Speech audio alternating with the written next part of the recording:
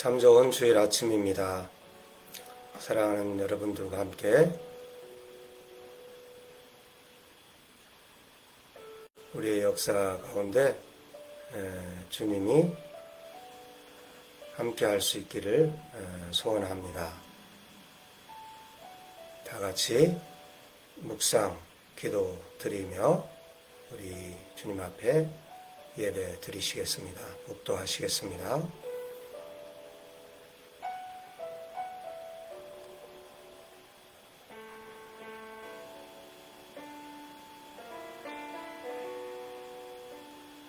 참 좋은 하나님 아버지 고맙고 감사합니다.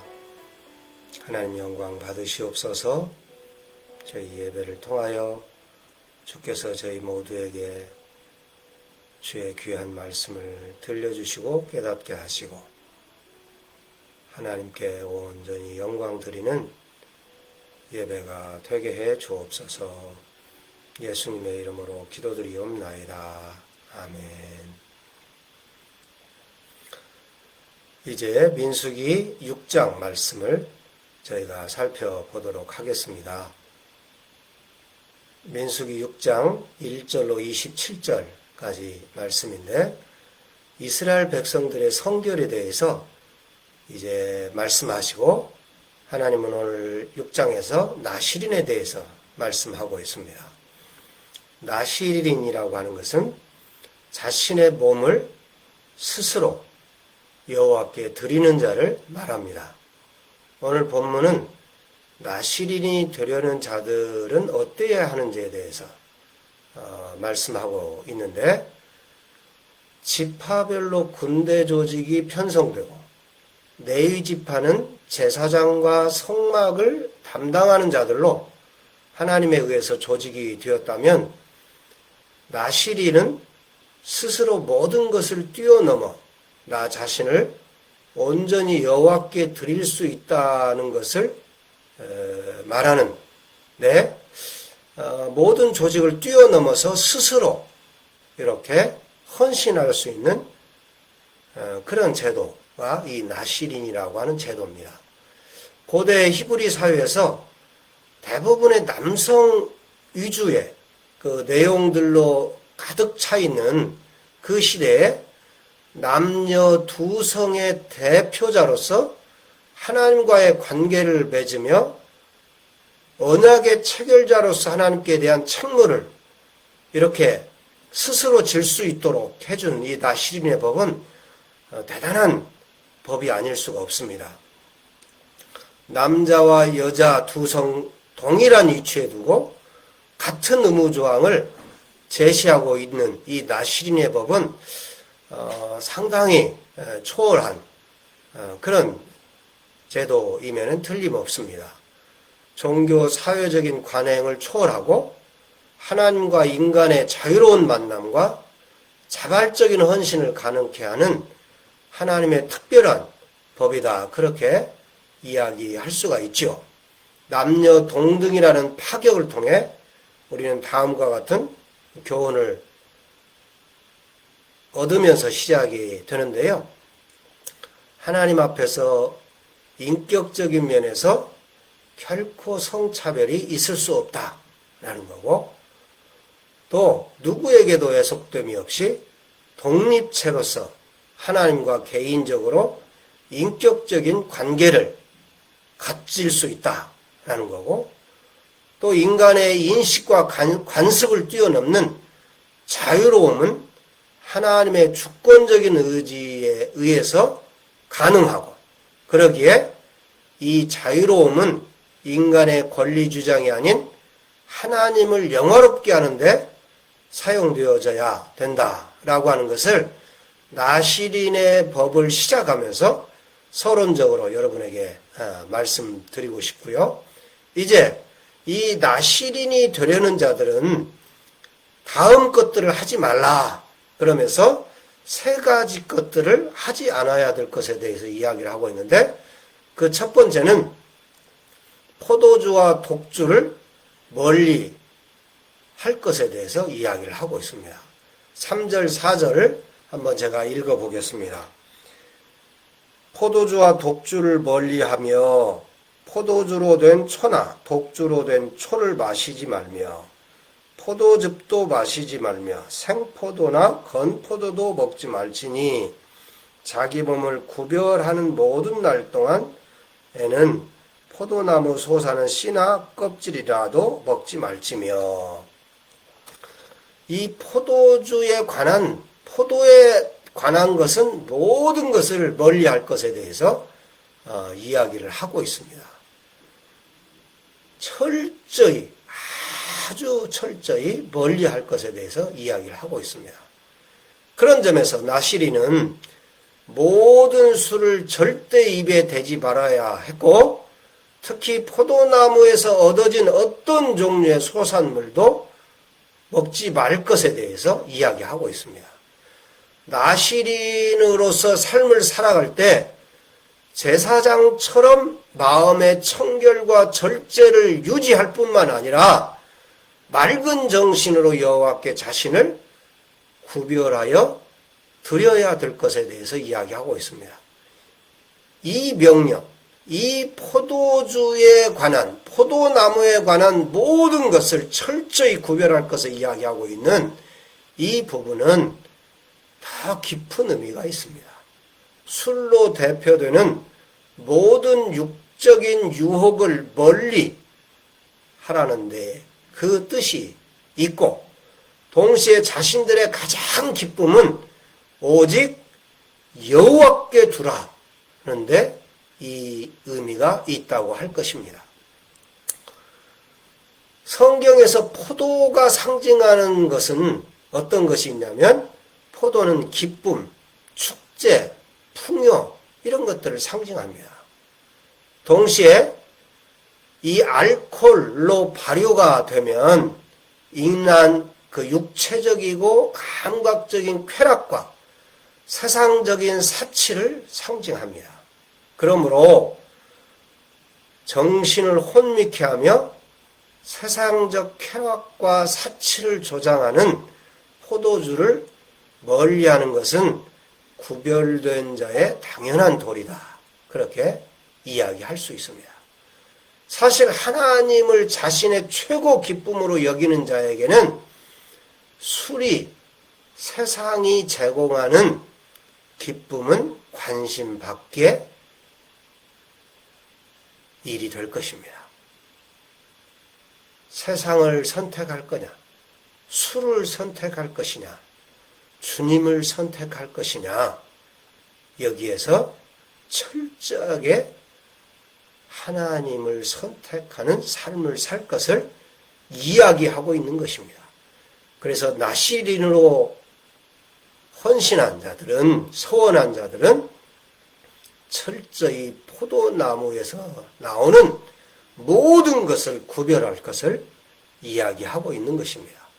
두 번째로 머리를 깎지 말라, 그렇게 5절에서 이야기하고 있습니다. 삭도를 머리에 대지 말라, 그렇게 이야기하고 있습니다. 왜 나시린이 머리를 깎아서는 안 되었을까요? 또 반드시 기르라고 이야기했을까요? 나시린이 머리털을 기르는 것은 생명의 고상한 힘, 곧 하나님의 주권과 승리의 화환을 상징하는 머리털을 기름으로써 자신을 주장하는 자가 세상 권력이 아니라 오직 하나님임을 상징하는 것이다. 그렇게 말하고 있습니다. 사실 그 당시의 관념으로 머리털은 피와 마찬가지로 생명을 상징하고 있었습니다. 머리에 삭도를 대지 않는 행위는 생명의 주관자이신 하나님께 대한 복종과 경외를 나타낸다. 그렇게 말할 수가 있습니다. 한편 길게 자란 머리를 힘과 충만한 생명력의 상징이라고도 보는 견해가 있습니다. 왜냐하면 살아있는 존재만이 머리카락을 생성해낼 수 있기 때문입니다. 이런 관점에서 본다면 나시린의 머리를 기른 것은 여호와에 의해 조성된 그분의 소유로서 자신의 온 정력을 다 바쳐 여호와를 섬기겠다는 그런 표식입니다. 머리털은 곧 여호와를 위하여 쓴 관이라고 생각할 수 있는 것입니다. 저와 여러분이 잘 아는 것처럼 평생 나시린으로 살았던 삼손 같은 경우 그의 머리털은 카리스마적인 신적 능력을 나타내는 표식이었던 것을 볼 수가 있습니다.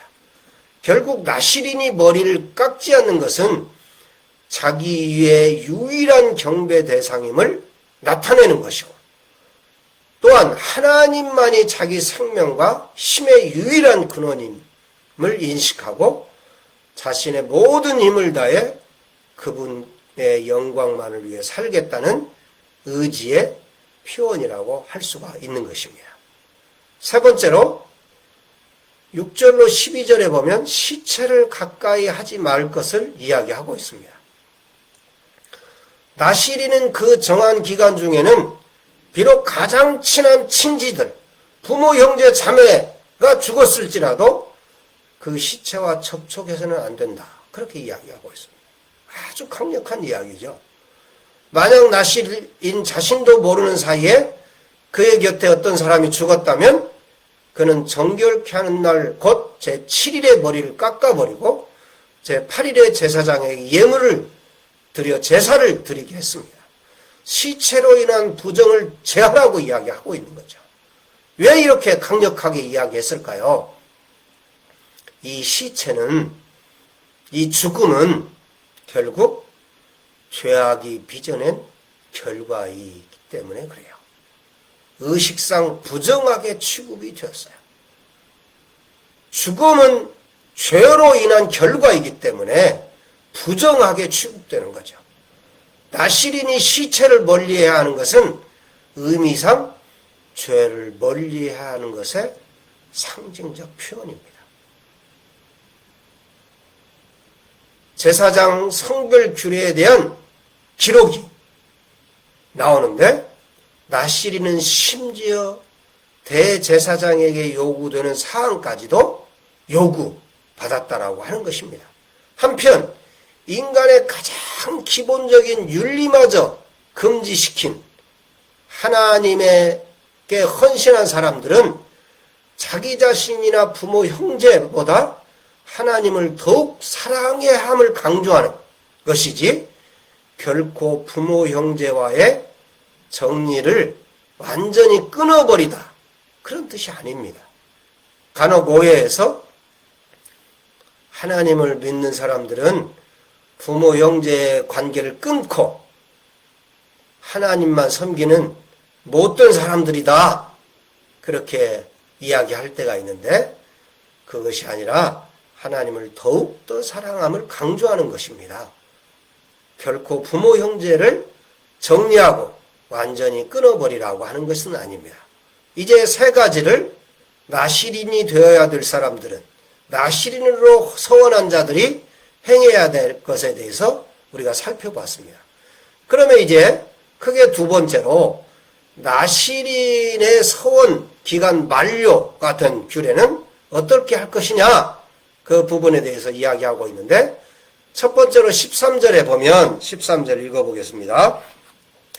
나시린의 법은 이러하니라. 자기의 몸을 구별한 날이 차면, 이제 마치면 그러는 거죠. 그 사람을 회막문으로 데려갈 것이요. 첫 번째로 해야 될 일은 회막문으로 데려가는 것입니다. 회막은 어떤 곳입니까? 여호와의 임재의 상징의 처소죠. 서원 기간을 채운 자가 회막문에 가는 것은 그가 하나님 앞에 가는 것을 의미합니다. 이처럼 하나님께 구별된 자의 처음과 나중은 하나님 앞에서 이루어져야 된다라고 하는 것을 말하고 있습니다. 서원 기간을 채운 나시린이 회막문에 선 것은 곧 나시린으로서 자신의 삶의 시작과 과정의 결말이 하나님에 의해 진행되었음을 고백하는 신앙행위다, 그렇게 말할 수 있습니다. 그러므로 하나님을 경배하고 하나님께 헌신코자 결심하는 자는 무엇보다 바로 이러한 하나님 앞에서라는 의식을 갖추어야 할 것입니다. 호람되어 하나님 앞에서라는 의식을 갖추는 것이 필요합니다. 회막문에서라는 말은 하나님 앞에서라는 의미입니다. 또 한 가지는 이스라엘 온 회중 앞에서 공개적으로 라는 의미도 가지고 있습니다. 즉 나실인이 서원기간을 채운 후 회막문에서 각종 의식을 행하는 것은 모든 이들에게 자신의 의무 기간이 끝났음을 공식적으로 알리기 위한 거죠. 하나님 앞에서 시작과 끝을 이야기하는 것입니다. 그 다음에는 14절로 15절로 보면 여호와께 헌물을 드렸다라고 이야기하고 있습니다.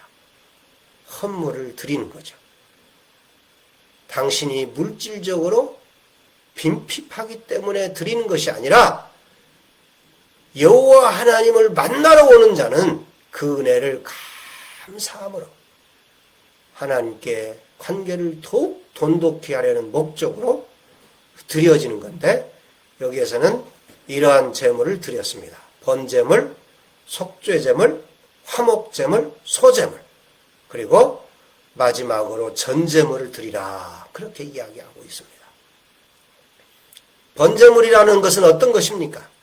나실인이 정한 기간을 채움으로써 서원에서 자유를 얻었지만 여전히 하나님께 헌신한 삶을 살아갈 것을 고백하는 표식으로 드리는 것이 이 전제물입니다.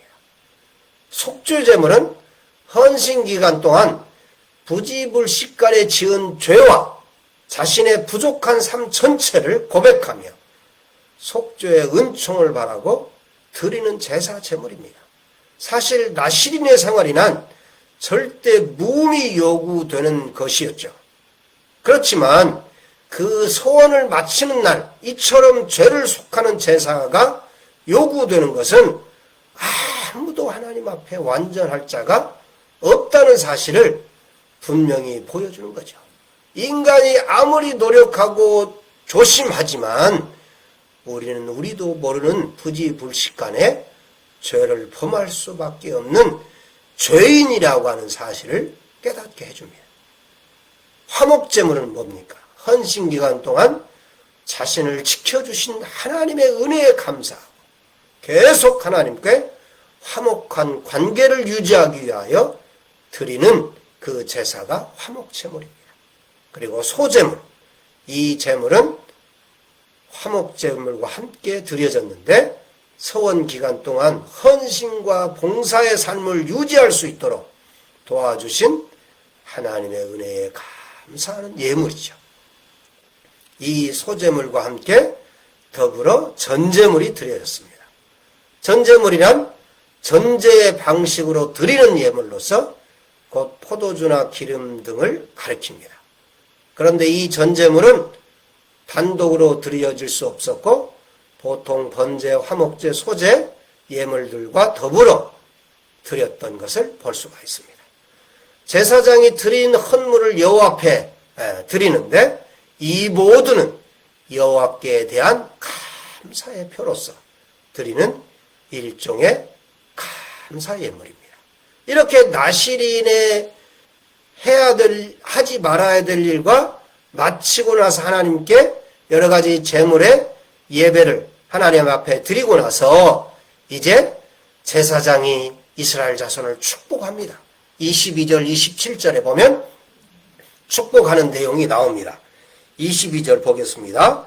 여호와께서 모세에게 말씀하여 이르시되 아론과 그의 아들들에게 말하여 이르기를 너희는 이스라엘 자손을 위하여 이렇게 축복하여 이르되 축복의 내용입니다. 24절 여호와는 내게 복을 주시고 첫 번째는 여호와는 내게 복을 주시기 위해서 축복했습니다. 그 다음에 너를 지키시기를 원하며 여호와는 그의 얼굴을 내게 비추사 은혜 베푸시기를 원하며 두 번째는 지켜주시기를 원한다. 세 번째는 은혜 베푸시기를 원한다. 26절입니다. 여호와는 그 얼굴을 내게로 향하여 드사 평강 주시기를 원하노라 할지니라 하라. 네 번째는 평강의 축복을 원했습니다. 그들은 이같이 내 이름으로 이스라엘 자손에게 축복할지니 내가 그들에게 복을 주리라. 이 제사장들이 하는 축복의 내용입니다. 이 축복의 내용 네 가지를 잠깐 살펴보겠습니다. 복을 주시며 복을 주시고, 하나님은 이스라엘의 실질적인 건국자시고 그들과 언약을 맺으신 계약자고, 그들에게 복, 곧 현세적이고 내세적인 모든 복을 주시기 원하신다라고 신명기 28절에서는 아주 분명하게 이야기하고 있습니다. 성경에 나타난 복의 의미는 뭡니까?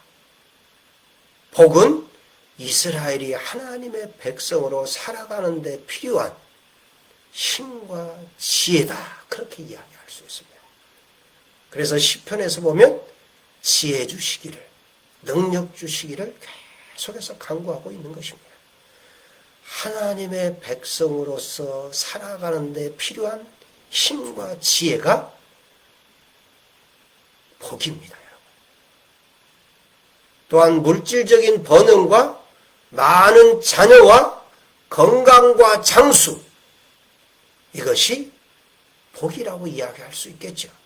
이처럼 하나님은 선택하고 부르신 당신의 백성의 필요를 따라 아낌없이 풍성한 영육간의 복을 베풀어 주시기를 원하시는 진정한 복의 근원자이십니다. 오늘 예배에 참석하는 여러분들이 이러한 복을 받아 누리시기를 바랍니다. 두 번째로는 지키기를 원하신다. 그렇게 이야기하고 있습니다. 여기서 지킨다라고 하는 말은 뭡니까? 둘레 가시로 울타리를 치다, 그런 뜻이 있습니다. 이 뜻은 철저하게 모든 악의 세력으로부터 보호해 주시고 가난과 재앙과 각종 질병 및 전쟁으로부터 보존하고 보호한다, 그런 의미가 있습니다. 실제로 이스라엘 백성들은 지금 어디를 향하여 가고 있습니까? 광야를 가고 있습니다. 어렵습니다. 많은 사람이 죽어가고 있는 광야 행진을 하고 있는 살아온 이방 세력과 맞부딪혀야 하는 이스라엘에 있어서는 실제적으로 이러한 하나님의 보호와 돌보심이 절실히 요구되었습니다. 지금 현실을 살아가고 있는, 현세를 살아가고 있는 저와 여러분도 광야 같은 세상을 살고 있지 않습니까?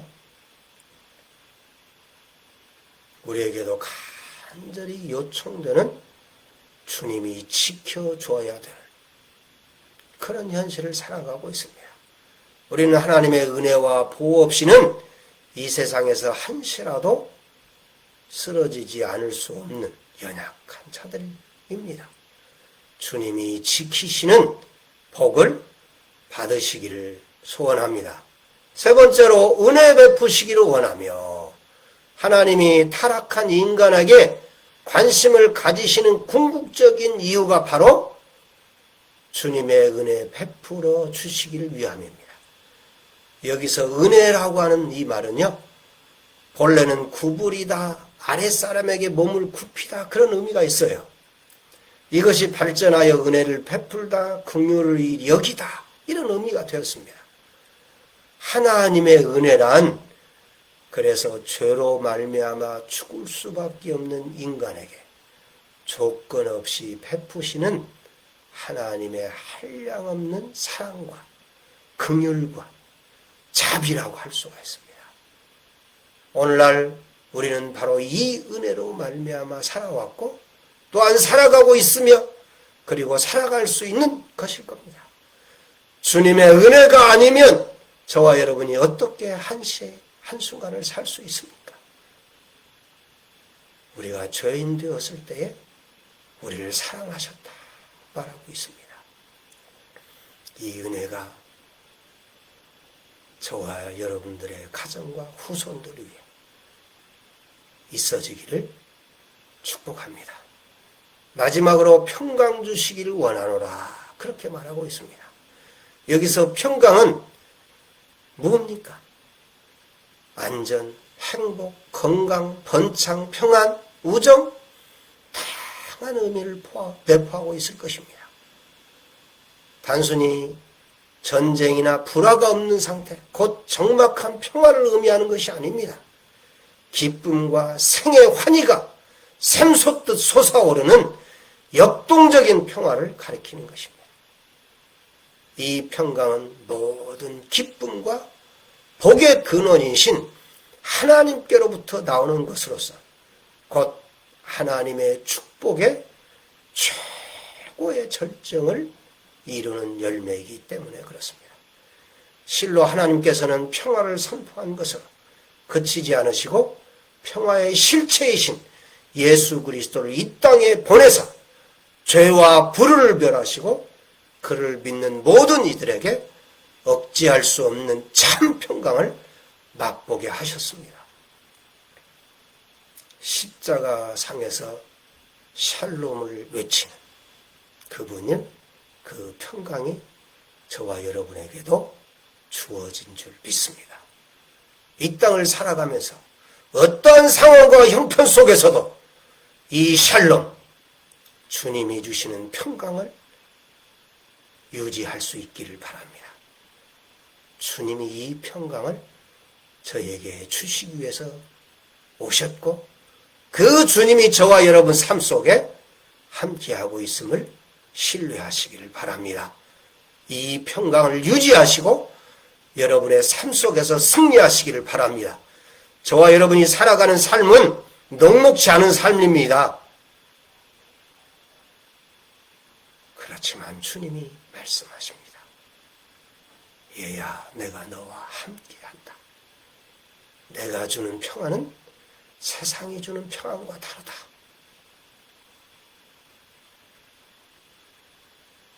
이 평강의 주님을 여러분의 삶 속에 누리고 감격으로 살아서 주위의 많은 사람들이 복된 저와 여러분의 삶을 보며 나도 저 평강 속에서 샬롬을 외치며 살고 싶구나. 그런 역사가 있어지기를 주님의 은총이 저와 여러분에게 있어지기를 축복합니다. 기도하겠습니다. 참 좋으신 하나님 아버지 고맙고 감사합니다. 하나님 영광 받으시옵소서. 하나님이 주시는 귀한 축복이 내 삶 속에 있어지게 하여 주옵소서. 예수님의 이름으로 기도드리옵나이다. 아멘. 이제는 우리 주 예수 그리스도의 은혜와 하나님의 그 크신 사랑하심과 성령님의 감동 감화 역사 인도하심이 오늘 주님 앞에 나와 예배드리는 모든 자들 머리머리 위에 이제로부터 영원토록 함께 있을지어다. 아멘. 한 주간도 승리하시고 이 좋은 가을에 주님과 더 깊이 동행하는 저와 여러분 되시기를 바랍니다. 마치겠습니다.